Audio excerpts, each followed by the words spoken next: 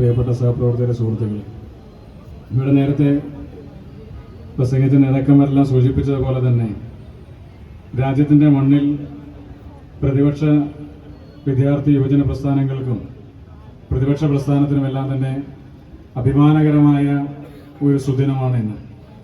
കാരണം കഴിഞ്ഞ 12 വർഷക്കാലമായി നീണ്ടു നിൽക്കുന്ന നരേന്ദ്രമോദി സർക്കാരിൻ്റെ ഭരണത്തിന് കീഴിൽ കഴിഞ്ഞ 10 വർഷ കാലഘട്ടത്തിനിടയിൽ നിരവധി തവണ നീറ്റ് ഉൾപ്പെടെയുള്ള രാജ്യത്തെ ഏറ്റവും സുപ്രധാനമായ പരീക്ഷയുടെ ചോദ്യപേപ്പർ ചോരുന്ന ഒരു സാഹചര്യം ഉണ്ടായി. വാട്സാപ്പിലും ടെലിഗ്രാമിലുമെല്ലാം തന്നെ ഉത്തരേന്ത്യൻ സംസ്ഥാനങ്ങളിലെ വിദ്യാഭ്യാസ ലോബികൾ ലക്ഷക്കണക്കിന് രൂപയുടെ കരിഞ്ചന്തയിൽ ഈ രാജ്യത്തെ ഏറ്റവും സമുന്നതമായ ഒരു പരീക്ഷയുടെ ചോദ്യപേപ്പർ ലീക്ക് ചെയ്യുകയും അത് വിദ്യാർത്ഥികൾക്ക് മറിച്ചു കൊടുക്കുകയും അതിൻ്റെ ഭാഗമായി വലിയ രീതിയിലുള്ള ധനസമ്പാദനം നടത്തിക്കൊണ്ടിരിക്കുകയും പരീക്ഷ ചോർന്ന വാർത്തകൾ വീണ്ടും അവർ തന്നെ പുറത്തുവിടുകയും പരീക്ഷ വീണ്ടും റദ്ദാക്കുകയും വീണ്ടും നടത്തപ്പെടുന്ന സാഹചര്യം ഉണ്ടായി. രണ്ടാമത് നടത്തപ്പെടുന്ന ചോദ്യപേപ്പറും ഇതുപോലെ തന്നെ സമാനമായ രീതിയിൽ ചോർത്തിക്കൊടുക്കുന്ന സാഹചര്യം ഉണ്ടാകുന്നു. ഇതിന്റെ പുറകിൽ ഒരു വലിയ റാക്കറ്റ് പ്രവർത്തിക്കുന്നുണ്ട്, ഒരു മാഫിയ തന്നെ ഇതിന്റെ പുറകിൽ പ്രവർത്തിക്കുന്നുണ്ട് എന്ന് രാജ്യത്തെ ഏറ്റവും ആദ്യം വിളിച്ചു പറഞ്ഞത് പ്രിയങ്കരനായ പ്രതിപക്ഷ നേതാവ് ശ്രീ രാഹുൽ ഗാന്ധിയാണ്. അദ്ദേഹം 2018 ഈ വിദ്യാഭ്യാസ മാഫിയയെ സംബന്ധിച്ച് രാജ്യത്തിനകത്ത് പത്രസമ്മേളനം നടത്തുകയും അതുപോലെ തന്നെ വിവിധ കലാലയങ്ങളിൽ അദ്ദേഹം നടത്തുന്ന സംവാദ പരിപാടികളിലെല്ലാം തന്നെ സംസാരിച്ച സമയത്ത് ആദ്യഘട്ടങ്ങളിലൊന്നും തന്നെ ആരും അതത്ര ഗൗരവത്തിലെടുത്തിട്ടില്ല എന്നുള്ള വസ്തുത നമുക്ക് എല്ലാവർക്കും അറിയാം. പക്ഷെ പിന്നീട് ഓരോ വർഷം കഴിയുന്തോറും നിരന്തരമായി ഈ ക്വസ്റ്റ്യൻ പേപ്പറിന്റെ ചോർച്ച നമ്മുടെ രാജ്യത്തിനകത്ത് സംഭവിച്ചുകൊണ്ടിരുന്നു. 90-ലധികം വരുന്ന വിദ്യാർത്ഥികൾ ഈ ചോദ്യപേപ്പർ ചോർച്ചയുടെ പേരിൽ മാത്രം ഈ രാജ്യത്തിനകത്ത് ആത്മഹത്യ ചെയ്യുന്ന സാഹചര്യം ഉണ്ടായി. ഏറ്റവും അവസാനം നടന്ന നീറ്റ് പരീക്ഷയുടെ ചോദ്യപേപ്പർ ചോർച്ചയുടെ പേരിൽ 21 വിദ്യാർത്ഥികളാണ് ഈ രാജ്യത്തിന്റെ മണ്ണിൽ ആത്മഹത്യ ചെയ്തത്. അതിലൊരു വിദ്യാർത്ഥി കേരളത്തിൽ നിന്നാണ്. അപ്പോൾ എന്തുകൊണ്ടാണ് വിദ്യാർത്ഥികൾ ആത്മഹത്യ ചെയ്യുന്നത് എന്നുള്ളത് രാജ്യത്തെ ഏറ്റവും പ്രധാനപ്പെട്ട ഒരു പ്രശ്നമാണ്. അപ്പോൾ അവരെല്ലാം എഴുതിയ ആത്മഹത്യാക്കുറിപ്പിൽ ഈ 90 വിദ്യാർത്ഥികളും എഴുതിയ ആത്മഹത്യാക്കുറിപ്പിൽ എഴുതി വെച്ച വാക്കുകൾക്കും വരികൾക്കും മാത്രമാണ് വ്യത്യാസമുണ്ടായിരുന്നത്. അവരുടെ ഭാഷയിൽ മാത്രമാണ് വ്യത്യാസമുണ്ടായിരുന്നത്. അവരെല്ലാം പറഞ്ഞു വെച്ച കാര്യങ്ങൾ ഒന്ന് തന്നെയാണ്. ഞങ്ങളുടെ കഠിനാധ്വാനത്തിന് വില കൽപ്പിക്കാത്ത ഒരു സർക്കാർ ഈ രാജ്യത്തിനകത്തുണ്ട് എന്ന് തന്നെയാണ് അവർ പറയാതെ പറഞ്ഞു വെച്ചുകൊണ്ട് കടന്നുപോയത്. ആ കഠിനാധ്വാനത്തിന് വില കൽപ്പിക്കാത്ത ഒരു സർക്കാർ ഈ രാജ്യത്തിനകത്തുണ്ട് എന്ന് മാത്രമല്ല, ഞങ്ങളുടെ മരണത്തിന്റെ ഉത്തരവാദി നരേന്ദ്രമോദിയാണ് എന്ന് തന്നെയാണ് ഈ രാജ്യത്തിന്റെ മണ്ണിൽ അവർ പറഞ്ഞു വെച്ചുകൊണ്ട് കടന്നുപോയത്. അവരുടെ വാക്കുകൾക്ക്, അവരുടെ അക്ഷരങ്ങൾക്ക്, അവർ ഉപയോഗിച്ച ഭാഷയ്ക്ക്, അവരുടെ ശൈലിക്ക് ഒരുപക്ഷെ വ്യത്യാസമുണ്ടായിരിക്കാം. പക്ഷേ ആ മരണങ്ങൾക്കെല്ലാം ഉത്തരവാദിത്തമുള്ളത് രാജ്യത്തിന്റെ പ്രധാനമന്ത്രിയായ നരേന്ദ്രമോദിക്ക് തന്നെയായിരുന്നു എന്നുള്ള കാര്യം ഇന്ന് തെളിയിക്കപ്പെട്ടിരിക്കുകയാണ്. അതുകൊണ്ടാണ് ഇന്ന് വിദ്യാർത്ഥി സമരം വലിയ ശക്തി പ്രാപിച്ചുകൊണ്ട് കടന്നു വന്ന അവസരത്തിൽ വളരെ പെട്ടെന്ന് തന്നെ ധർമ്മേന്ദ്ര പ്രധാന്റെ രാജി പ്രഖ്യാപിച്ച് നരേന്ദ്രമോദി തടിയൂരിക്കൊണ്ട് കടന്നുപോയതെന്നുള്ള കാര്യം വ്യക്തമാണ്. ഈ സമരം മുന്നോട്ട് പോയാൽ ധർമ്മേന്ദ്ര പ്രധാന്റെ രാജിയിലല്ല, അത് നരേന്ദ്രമോദിയുടെ രാജിയിലാണ് അവസാനിക്കുക എന്ന് ഉറച്ച ബോധ്യമുള്ളത് ഈ രാജ്യത്തിന്റെ പ്രധാനമന്ത്രി നരേന്ദ്രമോദിക്ക് തന്നെയാണ്. കാരണം 5 തവണ ഈ സമീപ കാലഘട്ടത്തിൽ ക്വസ്റ്റ്യൻ പേപ്പർ ലീക്കേജ് ഉണ്ടായി. 2020-ലുണ്ടായി, 21-ലുണ്ടായി, 23-ലും 24-ലും 25-ലും ഉണ്ടായി. അങ്ങനെ ഈ തുടർച്ചയായ തവണകളിൽ ക്വസ്റ്റ്യൻ പേപ്പർ ലീക്കേജ് ഉണ്ടാകുമ്പോൾ എന്തുകൊണ്ട് അതിന് നേതൃത്വം കൊടുത്ത ആളുകളെ അറസ്റ്റ് ചെയ്തില്ല, അവർക്കെതിരെ പ്രോസിക്യൂഷൻ നടപടികളെടുത്തില്ല? എന്തിനധികം പറയുന്നു, UP-യിലെ ഒരു BJP-യുടെ MLA അടക്കമുള്ള ആളുകൾ ഇതിൽ പ്രതിസ്ഥാനത്ത് ആരോപിക്കപ്പെടുന്ന സാഹചര്യം ഉണ്ടായിട്ടും ഒരു തവണ പോലും അദ്ദേഹത്തെ ഉൾപ്പെടെയുള്ള ആളുകളെ അറസ്റ്റ് ചെയ്യാനോ ജയിലിലടയ്ക്കാനോ ഈ സർക്കാരിന്റെ കാലഘട്ടത്തിൽ തീരുമാനമെടുത്തിട്ടില്ല. ഈ വിഷയങ്ങളെല്ലാം തന്നെ ഉയർന്നു വരുന്നത് ഈ ക്വസ്റ്റ്യൻ പേപ്പർ ലീക്കേജുമായി ബന്ധപ്പെട്ട വിഷയങ്ങൾ വലിയ ചർച്ചയിലേക്ക് കടന്നു വരുന്ന ഘട്ടത്തിൽ ആദ്യമായി തന്നെ ഈ വിഷയം ഉയർത്തിപ്പിടിച്ചുകൊണ്ട് ഇവിടെ പാർലമെന്റിനകത്തും പുറത്തും പ്രതിഷേധ പരിപാടികൾ സംഘടിപ്പിച്ചുകൊണ്ട് കടന്നു വന്നത് കോൺഗ്രസാണ്. രാജ്യത്ത് ആദ്യമായി ഈ ക്വസ്റ്റ്യൻ പേപ്പർ ലീക്കേജിനെ സംബന്ധിച്ച് 2026 മെയ് മാസം 11-ാം തീയതിയാണ് ശ്രീ രാഹുൽ ഗാന്ധി ഈ വിഷയത്തെ സംബന്ധിച്ച് പറയുന്നത്. വിദ്യാഭ്യാസ മന്ത്രിയുടെ രാജി ആവശ്യപ്പെടുന്നത് 2026 മെയ് മാസം 16-ാം തീയതിയാണ്. CBSE വിദ്യാർത്ഥികളുടെ പരീക്ഷാ പ്രശ്നങ്ങൾ ഉയർന്നു വന്നപ്പോൾ ആ വിദ്യാർത്ഥികളുമായി കൂടിക്കാഴ്ച നടത്തി. നീറ്റ് പരീക്ഷ എഴുതിയ വിദ്യാർത്ഥികളുമായി കൂടിക്കാഴ്ച നടത്തി. ആ കൂടിക്കാഴ്ചകളുടെ അടിസ്ഥാനത്തിലാണ് ചാത്രോൺ കി ഗൂഞ്ച് എന്ന് പറയുന്ന ഒരു വലിയ പ്രതിഷേധ പരിപാടിക്ക് കോട്ടയിൽ തുടക്കം കുറിച്ചത്. 2026 ജൂൺ മാസം 17-ാം തീയതി കോട്ടയിൽ വലിയ പ്രതിഷേധ സമരത്തിന് നേതൃത്വം കൊടുക്കുമ്പോൾ നമ്മൾ പോലും അതിശയപ്പെടുന്ന ഒരു പങ്കാളിത്തം ആ സമരത്തിന്റെ ഭാഗമായി കടന്നു വന്നു. സാധാരണ രീതിയിൽ കോൺഗ്രസിന്റെ സമരങ്ങളിൽ അല്ലെങ്കിൽ യൂത്ത് കോൺഗ്രസിന്റെ സമരങ്ങളിൽ കടന്നു വരുന്നതിന് വ്യത്യസ്തമായി ഇതുവരെയും ഒരു രാഷ്ട്രീയ പാർട്ടിയുടെ പരിപാടികൾക്ക് പോലും കടന്നുപോയിട്ടില്ലാത്ത അല്ലെങ്കിൽ ഒരു രാഷ്ട്രീയ പാർട്ടികളുടെ പരിപാടികളെ പ്രധാനമായി കാണാത്ത ഈ പറയുന്ന ജെൻസി തലമുറയിലെ വിദ്യാർത്ഥികളുടെ വലിയ പങ്കാളിത്തം ആ സമരരംഗത്തേക്ക് കടന്നു വന്നു. തുടർന്ന് നടത്തിയ എല്ലാ സമരങ്ങളിലും ചാത്തുറോൺകി ഗൂഞ്ചിന്റെ ഒരു ഭാഗമായി രാജ്യത്ത് നടത്തിയ യൂത്ത് കോൺഗ്രസും നടത്തിയ എല്ലാ സമരങ്ങളിലും ഈ വിദ്യാർത്ഥികൾ നിരന്തരമായി കടന്നു വന്നു.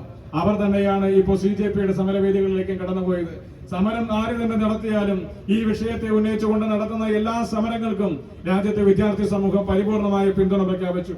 ഇവിടെ കേരളത്തിലകത്തും രാഷ്ട്രീയ പ്രസ്ഥാനങ്ങളും സാമൂഹ്യ പ്രസ്ഥാനങ്ങളും എല്ലാം തന്നെ ഈ കേന്ദ്ര സംസ്ഥാന നഗരിയിൽ നടന്ന ഈ സമരത്തിന് പിന്തുണ പ്രഖ്യാപിച്ചുകൊണ്ട് കടന്നു വന്നു. രാജ്യത്തിന്റെ വിവിധ ഭാഗങ്ങളിൽ നിന്ന് ആളുകൾ ഈ സമരത്തിലേക്ക് ഒഴുകി വന്നു. ഓസ്ട്രേലിയയിൽ നിന്നടക്കമുള്ള രാജ്യങ്ങളിൽ നിന്ന് ഇവിടെ നിന്ന് പഠന ആവശ്യത്തിന് വേണ്ടി പുറത്തേക്ക് പഠിക്കാൻ വേണ്ടി കടന്നുപോയ വിദ്യാർത്ഥികൾ പഠനം അവസാനിപ്പിച്ച് തിരിച്ചു ടിക്കറ്റ് എടുത്ത് തലസ്ഥാന നഗരിയിൽ തിരിച്ചു വന്ന് സമരം നടത്തുന്ന കാഴ്ച നമ്മൾ കണ്ടു. ഈ സമരങ്ങളുടെ എല്ലാം അടിസ്ഥാനപരമായ കാരണം എന്താ? ക്വസ്റ്റ്യൻ പേപ്പർ ലീക്കേജ് മാത്രമാണോ? മരണപ്പെട്ട 90 വിദ്യാർത്ഥികളുടെ ആത്മഹത്യക്ക്, മരണപ്പെട്ട 90 വിദ്യാർത്ഥികളുടെ ജീവന് ആര് മറുപടി പറയുമെന്ന അടിസ്ഥാനപരമായ ചോദ്യം ഇപ്പോഴും ഇവിടെ അവശേഷിക്കുകയാണ്. ഇന്ന് ധർമ്മേന്ദ്ര പ്രധാൻ രാജിവെച്ചു. ധാർമ്മികമായ ഉത്തരവാദിത്വം ഏറ്റെടുത്തുകൊണ്ട് വളരെ നേരത്തെ തന്നെ ധർമ്മേന്ദ്ര പ്രധാൻ രാജിവെക്കേണ്ടതായിരുന്നു എന്നുള്ള കാര്യം നമുക്ക് എല്ലാവർക്കും അറിയാം. പക്ഷേ അതിന് വലിയ പ്രതിഷേധങ്ങളും വലിയ പ്രക്ഷോഭങ്ങളും ഈ രാജ്യത്തിന് മുന്നിൽ നടത്തേണ്ടതായി വന്ന ഒരു സാഹചര്യം ഉണ്ടായി. ധർമ്മേന്ദ്ര പ്രധാന്റെ രാജിയിൽ ഈ വിഷയം അവസാനിക്കുന്നില്ല. 90 വിദ്യാർത്ഥികളുടെ മരണത്തിന് കേന്ദ്ര സർക്കാർ മറുപടി പറയും വരെ ഇന്ത്യൻ നാഷണൽ കോൺഗ്രസ് തുടങ്ങി വെച്ച സമരം ആ സമരം മുന്നോട്ട് കൊണ്ടുപോകുവാൻ തന്നെയാണ് കോൺഗ്രസിന്റെ ദേശീയ നേതൃത്വം എടുത്തിട്ടുള്ള ഏറ്റവും ഉറച്ച തീരുമാനം എന്ന് പറയുന്നത്. സമരത്തിന്റെ ഭാഗമായി ഈ വിദ്യാർത്ഥികൾ സംഘടിച്ചപ്പോ അവർക്കെതിരെ നിരന്തരമായി ലാത്തിചാർജ് നടത്തി, പെല്ലറ്റുകൾ പ്രയോഗിച്ചു, അവർക്കെതിരെ ഗ്രനേഡ് പ്രയോഗിച്ചു.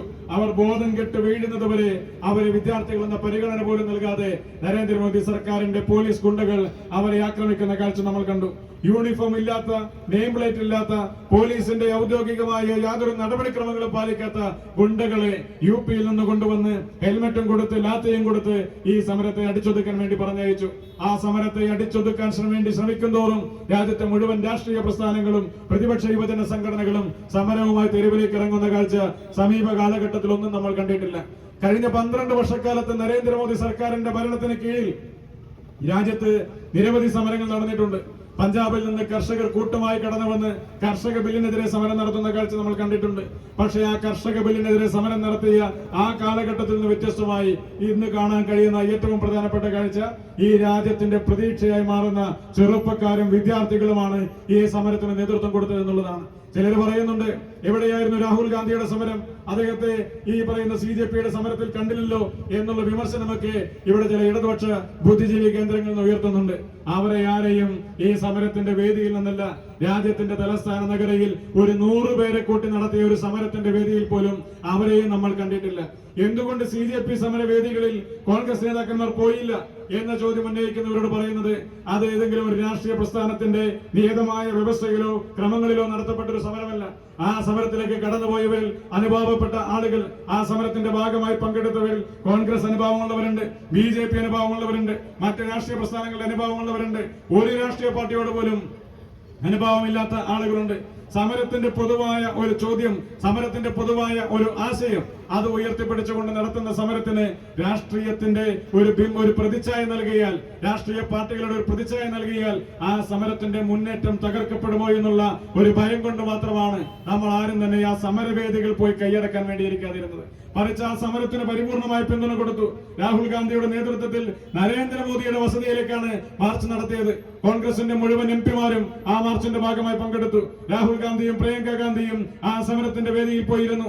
രാഹുൽ ഗാന്ധിയെ അറസ്റ്റ് ചെയ്തുകൊണ്ട് കടന്നു പോകുമ്പോ രാജ്യത്തിന്റെ പ്രതിപക്ഷ നേതാവിനെ അദ്ദേഹത്തിന്റെ മൂക്കിൽ നിന്ന് പൊട്ടി ചോരയൊലിക്കുന്ന രീതിയിൽ തെരുവിലൂടെ വലിച്ചഴിച്ചു കൊണ്ടുപോകുന്ന ഒരു സമരം ഈ രാജ്യത്തിന്റെ മണ്ണിൽ നടത്തിയത് ഈ വിദ്യാർത്ഥികൾ നടത്തുന്ന സമരത്തിന് ഐക്യദാർഢ്യം പ്രഖ്യാപിച്ചുകൊണ്ട് തന്നെയാണ്. പ്രിയങ്ക ഗാന്ധി ഉൾപ്പെടെയുള്ള നേതാക്കന്മാർ, ശ്രീ KC വേണുഗോപാൽ ഉൾപ്പെടെയുള്ള നേതാക്കന്മാർ അവിടെ അറസ്റ്റ് വരിച്ചത് ഈ ജന്തർ മന്ദിറിൽ സമരം നടത്തിയ വിദ്യാർത്ഥികൾക്ക് ഐക്യദാർഢ്യം പ്രഖ്യാപിച്ചുകൊണ്ടാണ്. ആ സമരങ്ങൾക്ക് പൊതുവായ പിന്തുണ ഉയർന്നു വരുന്നത് കണ്ടതുകൊണ്ട് കൂടി മാത്രമാണ് ഇന്ന് ധർമ്മേന്ദ്ര പ്രധാൻ രാജിവെച്ചുകൊണ്ട് കടന്നുപോയത്. 12 വർഷക്കാലത്തെ നരേന്ദ്രമോദി സർക്കാരിന് കീഴിലുള്ള ഭരണത്തിന്റെ കീഴിൽ ഇന്നത്തെ ദിനം ഏറ്റവും പ്രതീക്ഷ നൽകുന്ന ഒന്നായി മാറുന്നത് ഈ സർക്കാരിന് കഴിഞ്ഞ കാലഘട്ടങ്ങളിലെ ധാർഷ്ട്യത്തിൽ നിന്ന് പുറത്തേക്ക് പോകേണ്ടി വരുന്ന ഒരു സാഹചര്യം ഉണ്ടായി. 12 വർഷ കാലഘട്ടത്തിലെ ഈ സർക്കാരിന്റെ ഘട്ടത്തിനിടയിൽ ഇത് ആദ്യമായി ഒരു മന്ത്രി രാജിവെച്ച് പുറത്തു പോകേണ്ടി വരുന്നു. പ്രക്ഷോഭത്തെ തുടർന്ന് പുറത്തു പോകേണ്ടി വരുന്നു. ഇനി ഇതൊരു തുടർച്ചയായി മുന്നോട്ട് പോകും. ഏറ്റവും അവസാനം ഈ നരേന്ദ്രമോദി സർക്കാരിനെ തന്നെ ഈ രാജ്യത്തിന്റെ മണ്ണിൽ നിന്ന് താഴെ ഇറക്കും. അധികാരത്തിൽ നിന്ന് താഴെ ഇറക്കുന്ന ശക്തമായ പോരാട്ടങ്ങൾക്ക് നേതൃത്വം കൊടുക്കാൻ പ്രതിപക്ഷ പ്രസ്ഥാനങ്ങൾക്ക് സാധിക്കുമെന്നുള്ളതാണ്. വിദ്യാർത്ഥികളുടെ ക്വസ്റ്റ്യൻ പേപ്പർ മാത്രമല്ല ചോരുന്നത്, നീറ്റിന്റെ ചോദ്യ പേപ്പർ മാത്രമല്ല ചോരുന്നത്. ഇവർ പണിത് വെച്ച ബാബറി മസ്ജിദ് പൊളിച്ചവിടെ പണിത് വെച്ച രാമക്ഷേത്രത്തിന്റെ മേൽക്കൂലിയും ചോർന്ന കാഴ്ച നമ്മൾ കണ്ടു. ആ രാമക്ഷേത്രത്തിന്റെ ചോർച്ചയെ തുടർന്ന് ഇന്നിപ്പോൾ അവിടെ ട്രസ്റ്റിന്റെ കീഴിൽ നടത്തപ്പെട്ടിട്ടുള്ള ലക്ഷക്കണക്കിന് കോടി രൂപയുടെ അഴിമതി വാർത്തകളും പുറത്തു വരുന്നു. അപ്പോൾ ഈ സർക്കാർ ആർക്കൊപ്പമായിരുന്നു?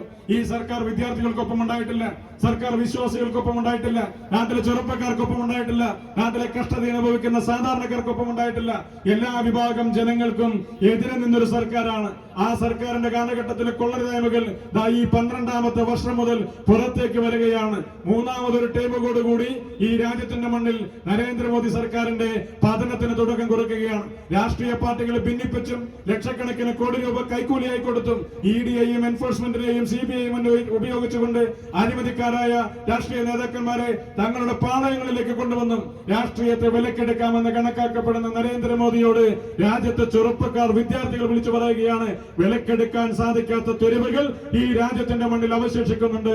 ആ തെരുവുകളിൽ നിങ്ങളെ കൊണ്ട് മറുപടി പറയിപ്പിക്കുമെന്ന് ഇവിടെ രാഷ്ട്രീയത്തിന് അതീതമായി വിദ്യാർത്ഥി സമൂഹം വിളിച്ചു പറയുമ്പോൾ ആ വിദ്യാർത്ഥി സമൂഹത്തിന് പിന്തുണയുമായി ഇന്ത്യൻ നാഷണൽ കോൺഗ്രസും കൂടെ ഉണ്ടാകും. ഈ രാജ്യത്തെ പ്രതിപക്ഷ പ്രസ്ഥാനങ്ങൾ കൂടെയുണ്ടാകും എന്ന് മാത്രം സൂചിപ്പിച്ചുകൊണ്ട് ഇന്നത്തെ ഈ വിജയത്തെ ഈ രാജ്യത്തെ മുഴുവൻ ജനാധിപത്യ വിശ്വാസികളുടെയും വിജയമാണ്. ഈ വിഷയം ഉന്നയിച്ചുകൊണ്ട് തെരുവിൽ സമരം നടത്തിയ മുഴുവൻ യുവജന പ്രസ്ഥാനങ്ങളുടെയും വിജയമാണ്.